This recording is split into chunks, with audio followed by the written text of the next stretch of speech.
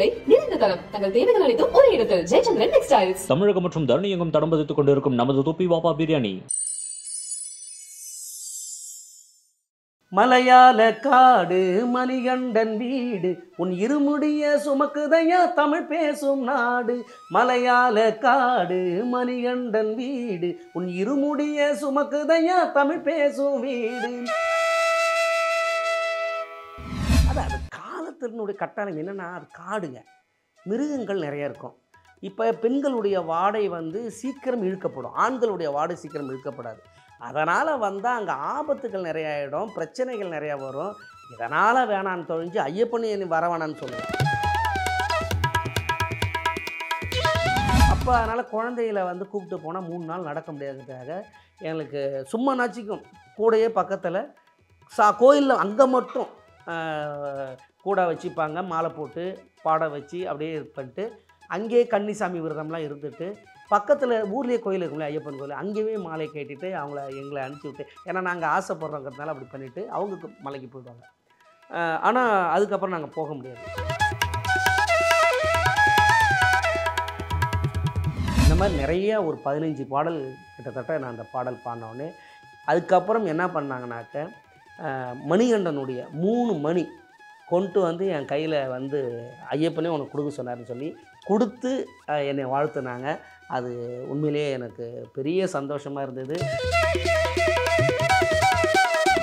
நம்ம முழுமையாக இறைவனுக்கு எவ்வளோ தூரம் நம்ம முழுமையாக தொண்டு செய்கிறோமோ அந்த தொண்டினுடைய அடிப்படையில் தான் அவர் நமக்கு என்ன நமக்கு செய்யணும், நம்ம என்ன நினைக்கிறோமோ ஆத்ம திருப்தியாக மனசார, அதான் மனசு தான் கோயில்பாங்க இல்லையா, அந்த மனசை எந்த அளவுக்கு நம்ம மகிழ்ச்சியாக வச்சுருக்கிறோமோ அந்த அளவுக்கு நமக்கு கொடுப்பார். நீங்கள் ஐயப்பன்ட்டெல்லாம் பணம் இருக்கணும், பணம் வேணும், அப்புறமா மாலை போட்டுக்கலாம். நீங்கள் அவர் நினச்சிட்டு போடுங்க, போகிறப்ப கரெக்டாக அவர் உங்களுக்கு என்ன செய்யணுமோ அது செய்யும். அதை முழுசாக நம்பி நம்ம மலை ஏறி அந்த விரதத்தை முடித்து அவருக்கு நெய் அபிஷேகம் பண்ணி பால் அபிஷேகம் பண்ணி அந்த ஐயப்பனுடைய ஆசீர்வாதம் பெற்று நமக்கு மலை விட்டு இறங்கி வரும்பொழுது, ஏன் மாலை போடுறோம் அந்த 48 நாளுன்னா, நீங்கள் பூஜை பண்ணி அந்த இறைவனை உங்கள் உடம்புக்குள்ளே ஏற்றுறீங்க.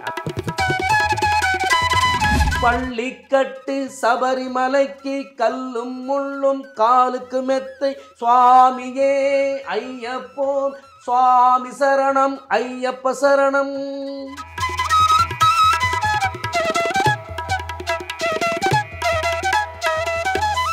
கலாட்டா டிவைன் நேயர்களுக்கு வணக்கம். இன்னைக்கு நம்ம கூட சிங்கர் வேல்முருகன் சார் இருக்காரு, அவர் கூட தான் பேச போறோம். வணக்கம். வணக்கம். எப்படி இருக்கீங்க? நல்லா. இப்போ கார்த்திகை மாசம் ஐயப்பனோட சிறப்பான ஒரு மாசம் இல்லையா? ஸோ ஐயப்பனை போற்றும்படியா ஒரு பாடலோட நம்ம தொடங்கலாம்.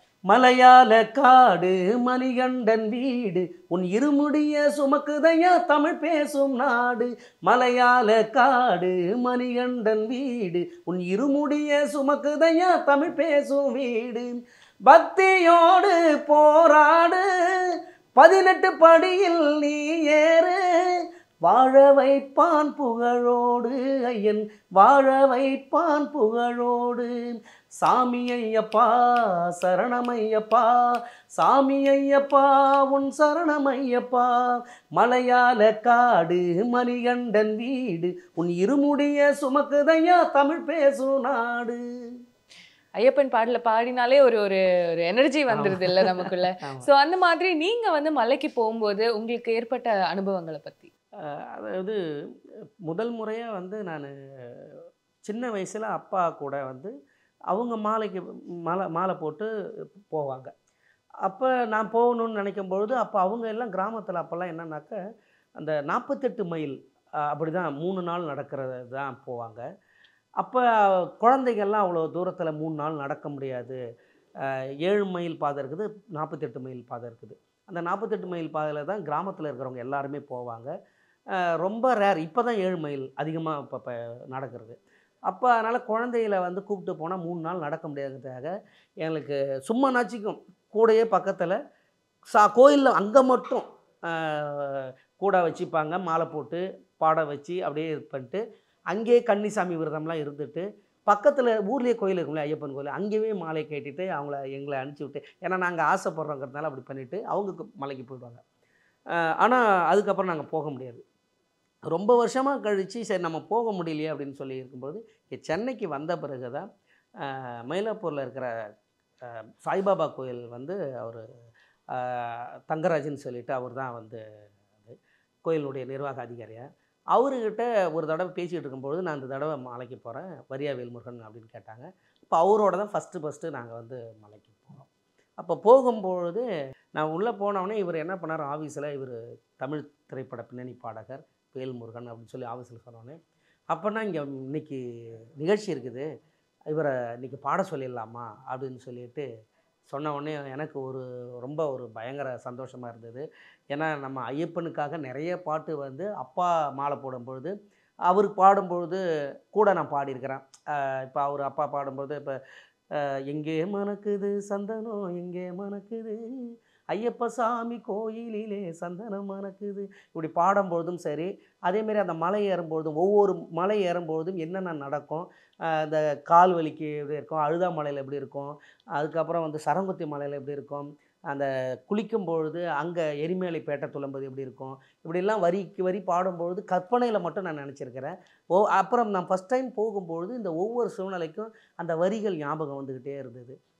இப்படி தான் வந்து ஒவ்வொரு விஷயத்துக்கும் அவங்க பாடல் பாடியிருக்கிறாங்க, எழுதியிருக்கிறாங்க அப்படிங்கிறத வந்து நான் அதை பாடிக்கிட்டு நான் மலைக்கு போனேன். அதேமாரி அங்கே சொன்னோடனே அந்த ஆஃபீஸில் சொன்னோடனே எனக்கு பெரிய சந்தோஷம். ஏன்னா முதல் முறையாக ஃபஸ்ட்டு எடுத்தோடனே நம்ம ஐயப்பன் கோயிலுக்கு வந்திருக்கிறோம். வந்த இடத்துல நமக்கு ஐயப்பனுக்கு முன்னாடியே வந்து பாடுறதுக்கு இப்படி ஒரு வாய்ப்பு கிடச்சிருக்குதுன்னா இது ஒரு பெரிய கொடுப்பனை. இதனால தான் இவ்வளோ நாள் வந்து ஐயப்பன் வந்து நம்மளை வெயிட் பண்ண வச்சுருக்கிறாரு. நீ வந்தினா என்னுடைய ஆலயத்தில் வந்து நீ பாடணும் அப்படிங்கிற மாதிரியா தான் உன்னை வர வைப்பேன் அப்படிங்கிறதுக்காகவே வெயிட் அதான் சில நேரத்தில் எது நமக்கு லேட்டாக நடந்தாலும் அது நல்லதுக்கே. நமக்கு எடுத்தோடனே கடகடன்னு நடக்கணும் அப்படிங்கிறது வந்து நமக்கு தேவையில்லை. நம்ம எதுவுமே பொறுமையாக இருந்து அதை ஒரு விஷயமாக நம்ம அதை கையாளும் பொழுது கண்டிப்பாக அதுக்கான நிகழ்ச்சிகள் நடக்கும் அப்படிங்கிறது. அதே மாதிரியே அந்த அரங்கத்தில் நான் போய் பாடினேன். பள்ளிக்கட்டு சபரிமலைக்கு எங்கே மணக்குது, அதே மாதிரி படி பாட்டு, அம்மன் பாடல், இந்த மாதிரி நிறைய ஒரு 15 பாடல் கிட்டத்தட்ட நான் அந்த பாடல் பாடினோடனே அதுக்கப்புறம் என்ன பண்ணாங்கனாக்க மணிகண்டனுடைய 3 மணி கொண்டு வந்து என் கையில் வந்து ஐயப்பனே உனக்கு கொடுக்க சொன்னார்னு சொல்லி கொடுத்து என்னை வாழ்த்துனாங்க. அது உண்மையிலேயே எனக்கு பெரிய சந்தோஷமாக இருந்தது, பெரிய மகிழ்ச்சியாக இருந்தது. ஏன்னா அது ஐயப்பனே கொண்டு வந்து எனக்கு கொடுத்ததா ஒரு இதாக இருந்தது. ஏன்னா முதல் முறையாக எத்தனையோ செலிப்ரிட்டிஸ் போயிருப்பாங்க, ஆனால் அந்த மாதிரி அமைஞ்சிருக்குமா என்னன்னு தெரியாது. எனக்கு அது அமைஞ்சது ஒரு பெரிய சந்தோஷம்.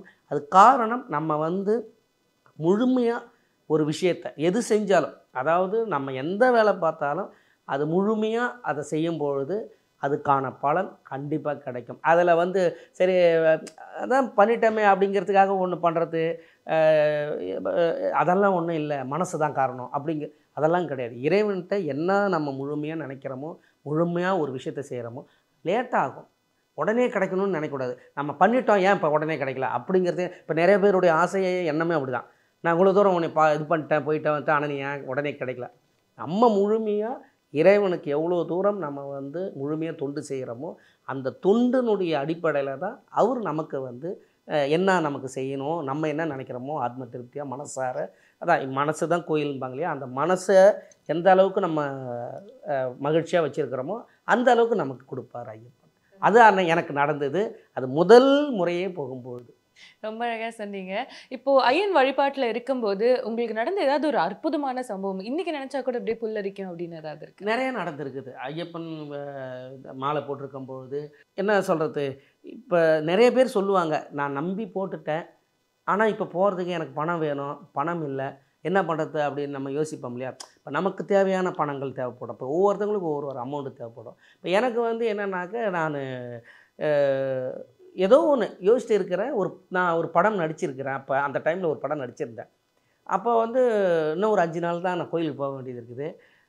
சரி நமக்கு வந்து கொஞ்சம் நிறைய பணம் தேவைப்படுமே வேணுமே அப்படின்னு நினைக்கும்போது அந்த ப்ரொடியூசரே வந்து ஃபோன் பண்ணி வீட்டுக்கு வந்து ஒரு 50,000 ரூபா கட்ட கொடுக்குறாரு.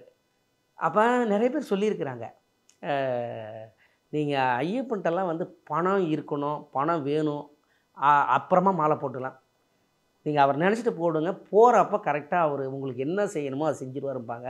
அதை நான் நிறைய டைம் சொல்லியிருக்கிறேன், நினச்சிருக்கிறேன், பார்த்துருக்குறேன். அது எனக்கே நடந்தப்போ அப்போ தான் நினச்சேன், அப்பா உண்மையிலேயே இது வந்து பெரிய மிராக்கள் தான் அப்படின்னு நினச்சிருக்கிறேன். அந்த மாதிரி நமக்கு வந்து என்ன நினைக்கிறோமோ அது நடக்கக்கூடிய விஷயத்தில் அவர் கொண்டு வந்து கொடுப்பார். அதேமாதிரி கோயிலுக்கு போயிட்டு வந்து இறங்கும்பொழுது தான் அப்படியே இறங்கி இருக்கிறேன். அப்போ உடனே வந்து ஜிவி சார் மேனேஜர் ஃபோன் பண்ணுறாங்க. இந்தமாரி படம், இந்த படம் கொம்பன் படம் அது பாடுறதுக்கு ஃபோன் பண்ணுறாங்க. இந்த மாதிரி எங்கே இருக்கிறீங்கன்னா இந்தமாரி சார் அப்படின்னு.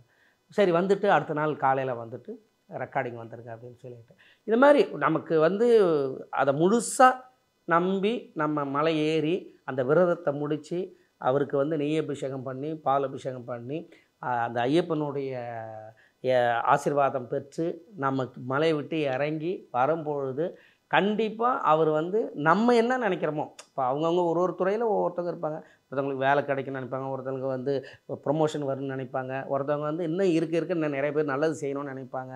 அவங்கவுங்க துறையில் சாதிக்கணும்னு நினைக்கிறவங்களுக்கு அந்த வேண்டுதல் முறையாக இருக்கும் பொழுது நம்மளும் அதேமாரி வேண்டி முறையாக செய்யும் பொழுது அதுக்கான வாய்ப்பு தானாக, அது எப்படி வந்து பஞ்சபூதங்கள் நமக்கு இயற்கையோடு ஒன்றி வாழறோமோ அதேமாரி நம்மளுடைய எண்ணங்கள் சரியாக இருந்தால் அந்த எண்ண அலைகளோடு நம்மளுடைய எண்ணமும் அது போய் கூப்பிட்டுக்கிட்டு வந்து நமக்கு அந்த வாய்ப்பு கொடுத்து ஏற்படுத்தும். கண்டிப்பா. ஸோ இப்போ ஐயப்பன் வழிபாடு, ஐயப்பனுக்காக நம்ம இருக்கிற விரதம் அப்படின்னு பார்த்தீங்கன்னா நிறைய விஷயங்கள் நம்ம கடைபிடிக்க வேண்டியதாக இருக்கு. ஆனால் சமீபத்தில் நிறைய பேர் அதை பண்ணுறது இல்லையோன்ற ஒரு விஷயமும் நமக்கு தோணுது இல்லையா? நிறைய பேர் செருப்பு போட்டுக்கிறாங்க மாலை போட்டுட்டு. இதை பற்றின உங்கள் கருத்து? இல்லை, ஒரு விஷயம்னா முழுமையாக அது இருந்தால் மட்டும்தான் அது நல்லா நடக்கும். இப்போ நீங்கள் அதுக்கு தகுந்த மாரி அது கிடைக்கும். இப்போ நீங்கள் அதுதான் நம்ம என்ன முழுசாக உழைக்கிறோமோ அதுக்கு தகுந்த மாரி தான் பலன். இப்போ நீங்கள் செருப்புன்னா அதை கம்மி பண்ணிவிட்டு மிச்சத்தை என்னவோ அதுதான் கொடுப்பாரு. இப்போ நீங்கள் இப்போ நான்லாம் வந்து செருப்பு போடாமல் தான் இருக்கிறேன். இப்போ இதுக்கே நான் இந்த மாலை வந்து முருகருக்கு போட்டிருக்கிறேன். நான் ஐயப்பனுக்கு நான் இன்னும் போடல. அது இந்த இதை முடிச்சுட்டு தான் நான் ஐயப்பனுக்கு மாலை போட்டு போவேன். அதனால் முருகருக்கே போட்டாலுமே நான் செருப்பு போட மாட்டேன். காரணம் இறைவன்னா எல்லாமே ஒன்று தான், கடவுள்னா எல்லாம் ஒன்று தான். அதே மாதிரி ஐயப்பனுக்கு வந்து விரதம் இருக்கிறது வந்து அந்த கரெக்டாக அந்த மதியம் மட்டும் படைச்சிட்டு சாப்பிட்டுட்டு நைட்டு வந்து ஒரு பால் பழம் மட்டும் சாப்பிட்டுருந்தோம்.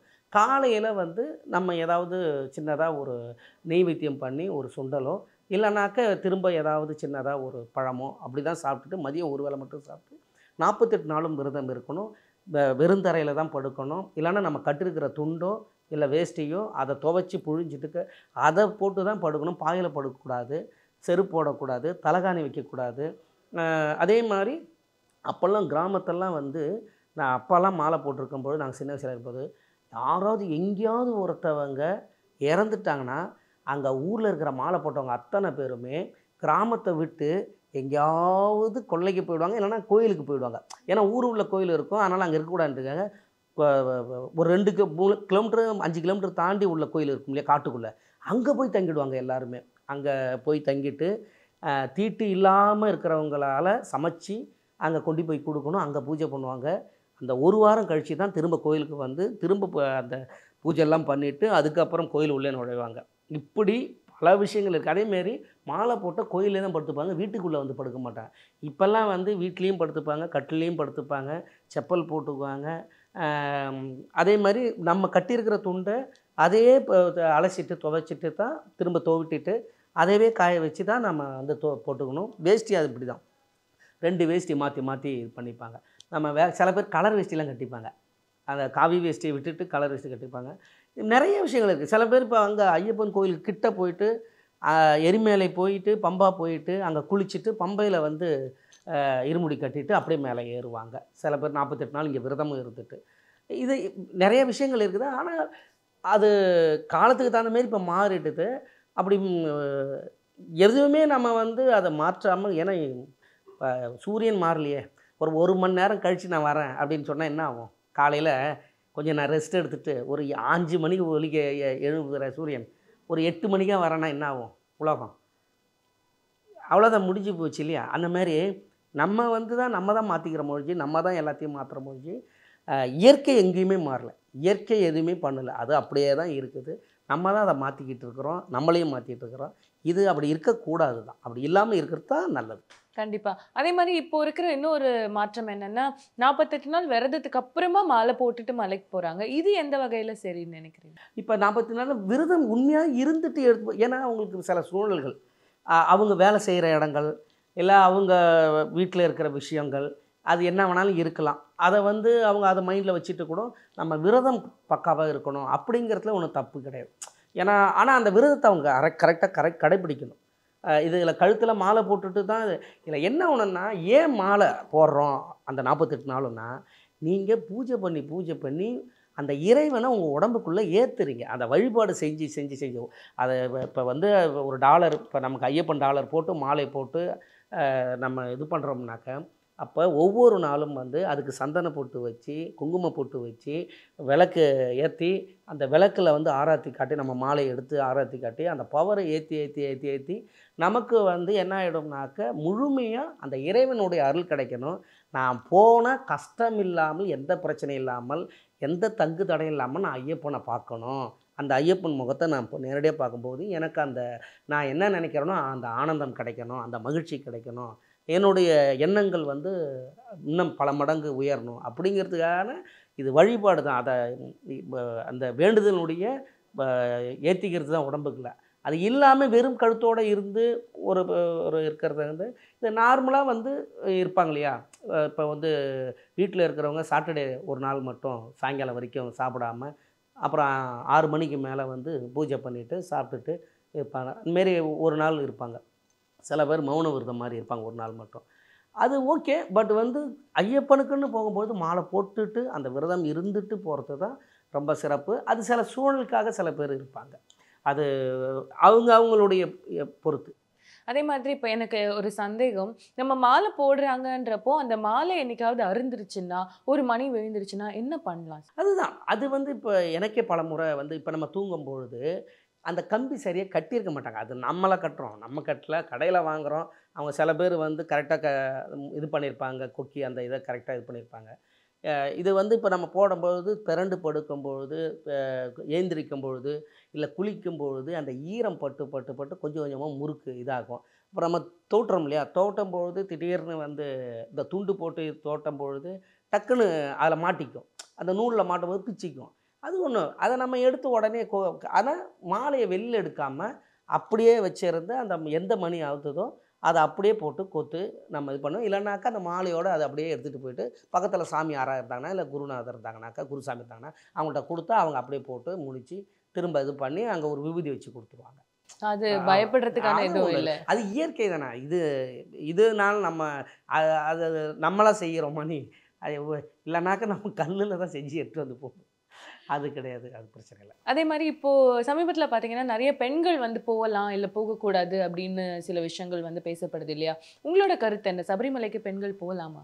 அது காலத்தினுடைய கட்டாயம் என்னென்னா, அது காடுங்க, மிருகங்கள் நிறைய இருக்கும். இப்போ பெண்களுடைய வாடை வந்து சீக்கிரம் இழுக்கப்படும், ஆண்களுடைய வாடை சீக்கிரம் இழுக்கப்படாது. அதனால் வந்தால் அங்கே ஆபத்துகள் நிறைய ஆகிடும், பிரச்சனைகள் நிறையா வரும். இதனால் வேணான்னு தொழிஞ்சு ஐயப்பன் வர வேணான்னு சொல்லலை, பெண்களை வர வேணாம், நீங்கள் வர வந்து கும்பிடக்கூடாதுன்னு சொல்லலை. அவர் இருக்கிறது வந்து மிகப்பெரிய காடு, கிட்டத்தட்ட 47 கிலோமீட்டரும் நடக்கணும், இல்லைனாக்கா 7 மைல் கிலோமீட்டர் நடக்கணும்.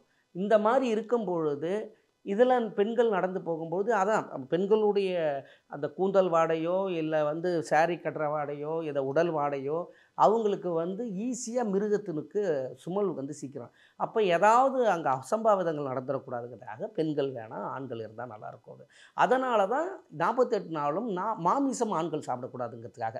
ஏன்னா அந்த மாமிசம் சாப்பிட்றதா அந்த மாமிச வாடை வரும். இப்போ நீங்கள் சைவம் சாப்பிடும்பொழுது கொஞ்சம் கொஞ்சமாக உங்களுக்கு வந்து தெய்வீக வாடை தான் இருக்கும். அப்போ வந்து மிருகங்கள் என்ன பண்ணிடுனாக்க தள்ளி போயிடும். வர்ற மிருகங்கள் வந்து சாமி போட்டு மாலை போட்டு போகும்பொழுது அவங்களையும் சாமியாக தான் பார்க்க முடிஞ்சு மிருகங்கள் கிட்ட வந்து அதனால தான் எந்த மிருகமும் இந்த சாமியை வந்து அடிச்சிடுச்சு தூக்கிடுச்சு அப்படி. ஆனால் ஒரு வேளை அப்படி எப்பயாவது அசம்பவம் நடந்திருந்தால் அவர் ஏதாவது தவறு செஞ்சுருப்பார். அதனால் அந்த சூழ்நிலை அங்கே நடந்திருக்கும் அவருக்கு. ஐயப்பன் காட்டு இன்னொன்று அதை காட்டுவார் அவர் அப்படிப்பட்ட ஒருத்தர் தான். அதனால் ஆனால் 60 வயசுக்கு மேலே வரலாம் அப்படின்னு சொல்லினா எதுக்காகன்னா, அப்போ வந்து அவங்களுக்கு வந்து அவங்களுடைய அந்த பெண்களுக்கான விஷயங்கள் எல்லாமே அந்த 58 வயசு 55 வயசுக்குள்ளே அவங்களுக்கான முடிஞ்சிடுது. இப்போ முடிஞ்ச உடனே அதுக்கு மேலே அவங்க வந்து பியூராக இருக்கிறாங்க. இதுக்கப்புறம் அவங்களுக்கு வந்து எல்லா விதத்துலேயுமே அவங்க வந்து பியூராக இருக்கும்பொழுது அப்போ அவங்க அது வரலாம். இப்போ நிறைய அந்தமாரி வந்துட்டாங்க. நீங்கள் சமீபத்தில் சித்ராம்மா அவங்க கூட வந்து அங்கே போய் பாடினாங்க. அது காரணம் வந்து அதுக்கு எப்பயுமே எல்லை உண்டு. பெண்கள் வரக்கூடாதுன்னே அங்கே சொல்லவே இல்லை. ஆனால் குறிப்பிட்ட ஏஜுக்கு மேலே இருக்கணும். இல்லைன்னா குழந்தைகள், அதாவது ஏஜ் வர்றதுக்கு முன்னாடி வந்துடலாம், இல்லைன்னா அந்த ஏஜ் முடிஞ்ச பிறகு வரலாம், அவ்வளோதான். நடுவில் வரக்கூடாது. காரணம் என்னென்னா எந்த சூழ்நிலையாக இருந்தாலும் சில பேருக்கு திடீர்னு வந்து அவங்க டைமு கூட தள்ளி கூட இருக்கலாம். ஆனால் நடக்கிறதுனாலையோ அவங்களுடைய ப்ரெஷரில் திடீர்னு அவங்களே அறியாமல் அந்த ஏதாவது சூழ்நிலை அமைஞ்சு போச்சுனாங்க அந்த பிளட்டு வாடைக்கு வந்துடக்கூடாது மிருகங்கள் அப்படிங்கிறதுக்காக தான் வர வேணான்னு சொல்லிட்டு இதுதான் ஒழிஞ்சு மற்றபடி இதையெல்லாம் தவறாக புரிஞ்சுட்டு பெண்கள் வரக்கூடாதுன்னு அந்த முற்போக்கு சிந்தனை இருக்க வேண்டியதான். எல்லாத்துலேயும் முற்போக்கு சிந்தனை போட்டுக்கிட்டு துணிக்கக்கூடாது. கண்டிப்பா. அதே மாதிரி இப்போ மகர ஜோதி பத்தி பேசும்போது நீங்க வந்து குழந்தையிலேருந்தே போயிட்டு இருக்கேன் அப்படின்னு சொன்னீங்க. அப்போ இருந்த கூட்டத்துக்கும் இப்போ வர அந்த மக்களுக்கும் என்ன வித்தியாசம் பார்க்க? இப்போ வந்து மகர ஜோதி பார்க்கறதுக்காக எல்லா நாட்டிலேருந்தும் இப்போ வந்து நீங்கள் இப்போதான் முன்னதான் வந்து குறிப்பிட்ட, அதாவது தமிழ்நாடு ஃபுல்லாக போவாங்க, கேரளா அவ்வளோதான். இப்போ ஆந்திராவிலேருந்தும் சரி, கன்னடம் சரி, ஹிந்தி, அதே மாதிரி மலேசியாவிலேருந்து இப்போ வர ஆரம்பிச்சிட்டாங்க. மாலை போட்டு இப்போ நான் நிறைய ஷோவெலாம் போகிறப்ப, ஆனால் கார்த்திகை மாதம் மாலை போட்டு நாங்கள் அங்கே வந்துடுவோம்னா அப்படின்னு சொல்கிறாங்க. அங்கேயே கிட்டத்தட்ட இப்போ வந்து 5 லட்சம் பேர் 10 லட்சம் பேர் கிட்டத்தட்ட வர ஆரம்பிச்சிட்டாங்க. அதுக்கப்புறம் வந்து சிங்கப்பூர், வேறு எல்லா கண்ட்ரிலேருந்தும் தமிழர்கள் இருக்கிற எல்லா கண்ட்ரிலேருந்தும் மாலை போட்டு விரதம் இருந்து அதை கடைபிடிச்சி இங்கே நேராக கேரளா வந்து இறங்கி ஐயப்பன் கோயிலுக்கு போய் சாமி கும்பிட்டுட்டு வராங்க. அதனால் மக்களுடைய பாப்புலேஷன் அதிகமாகிடுச்சு. ஐயப்பனுடைய பக்தர்களும் அதிகமாகிட்டாங்க.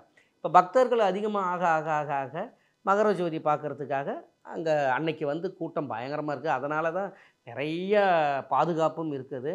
இருந்தாலும் அன்னைக்கு இருக்கிற மகர ஜோதியை காண்ற மாதிரி தான் இப்போயும் வராங்க. அப்போ பாப்புலேஷன் கம்மி, ஈஸியாக பார்க்கலாம். இப்போ பாப்புலேஷன் அதிகங்கிறதுனால சில பேர்லாம் ஒரு வாரமாக அங்கேயே தங்கியிருந்து அந்த ஜனவரி மாதத்தில் 1ஆம் தேதியிலேருந்தே தங்கியிருப்பாங்க. அந்த பொங்கல் பண்டிகை அந்த டைம் வரும்பொழுது மகர ஜோதியை காணிட்டு தான் வருவாங்க. அப்போ வரும்பொழுது அங்கேயே 10 நாள் 5 நாள் சமைச்சி சாப்பிட்டுட்டு அங்கேயே தங்கிட்டு இருந்து பார்த்துட்டு வரணுன்றத ஒரு ஐதீகம். இருமுடிதாங்கி ஒரு மனதாகி குருவெனவே வந்தோம், இருவினை தீர்க்கும் யமனையும் வெல்லும் திருவடியை காண வந்தோம். பள்ளிக்கட்டு சபரிமலைக்கு கல்லும் முள்ளும் காலுக்கு மெத்தை சுவாமியே ஐயப்போ சுவாமி சரணம் ஐயப்ப சரணம். பள்ளிக்கட்டு சபரிமலைக்கு கல்லும் முள்ளும் காலுக்கு மெத்தை சுவாமியே ஐயப்போ ஐயப்போ சாமியே சுவாமியே ஐயப்போ ஐயப்போ சுவாமியே. நெய் அபிஷேகம் சுவாமிக்கே, கற்பூர தீபம் சுவாமிக்கே, ஐயப்பன்மார்கள் கூடிக்கொண்டு ஐயரை நாடி சென்றிடுவார், சபரிமலைக்கு சென்றிடுவார் சுவாமியே ஐயப்போ ஐயப்போ சுவாமியே. கார்த்திகை மாதம் மாலை அணிந்து நேர்த்தியாகவே விரதம் இருந்து பார்த்த சாரதியின் மைந்தனே உன்னை பார்க்க வேண்டியே தவம் இருந்து, பார்த்த சாரதியின் மைந்தனே உன்னை பார்க்க வேண்டியே தவம் இருந்து, இருமுடி எடுத்து எரி மேலே வந்து ஒரு மனதாகி பேட்டை துள்ளி அருமை நண்பராம் அவரை தொழுது ஐயனின் அருளை ஏற்றிடுவார் சுவாமியே ஐயப்போ ஐயப்போ சாமியே. அழுதை ஏற்றம் ஏறும்போது ஹரிஹரன் மகனை துதித்து செல்வார், வழிகாட்டிடவே வந்திடுவார் ஐயன் மண்புலி ஏறி வந்திடுவார். கரிமலை ஏற்றம் கடினம் கடினம் கருணை கடலும் துணை வருவார், கருமலை இறக்கம் வந்தவுடனே திருநதி பம்பையை கண்டிடுவார் சுவாமியே ஐயப்போ ஐயப்போ சாமியே. கங்கை நதி போல் புண்ணிய நதியாம் பம்பையில் நீராடி சங்கரன் மகனை கும்பிடுவார், சஞ்சலமின்றி ஏறிடுவார். நீலிமலை ஏற்றம் சிவபாலனும் ஏற்றிடுவார், காலமெல்லாம் நமக்கு அருட்காவலனாயிருப்பான். தேக பலந்தா பாத பலந்தா, தேக பலந்தா பாத பலந்தா, தேக பலந்தா என்றால் அவரும் தேகத்தை தந்திடுவார். பாதபலம்தா என்றார் அவரை பாதத்தை தந்திடுவார். நல்ல பாதையை காட்டிடுவார். சுவாமியே ஐயப்போ ஐயப்போ சுவாமியே, சபரி பீடமே வந்திடுவார். சபரி அன்னையே பணிந்திடுவார். சரங்கொத்தியானில் கன்னிமார்களும் சரத்தினை போட்டு வணங்கிடுவார். சபரிமலை தனை நெருங்கிடுவார். 18 படி மீது ஏறிடுவார். கதி என்று அவனை சரணடைவார். ஐயனை மதிமுகம் கண்டே மயங்கிடுவார். ஐயனை துதிக்கையிலே தன்னையே மறந்திடுவார். பள்ளி கட்டு சபரிமலைக்கு கல்லும் முள்ளும் காலுக்கு மெத்தை. சுவாமியே ஐயப்போ ஐயப்போ சாமியே, சுவாமியே ஐயப்போ ஐயப்போ சாமியே. ரொம்ப நன்றி. குறைந்த விலை நிறைந்த தரம், தங்கள் தேவைகள் அனைத்தும் ஒரே இடத்தில். ஜெயச்சந்திரன் டெக்ஸ்டைல்ஸ். தமிழகம் மற்றும் தரணி எங்கும் தடம் பதித்துக் கொண்டிருக்கும் நமது தொப்பி வாப்பா பிரியாணி.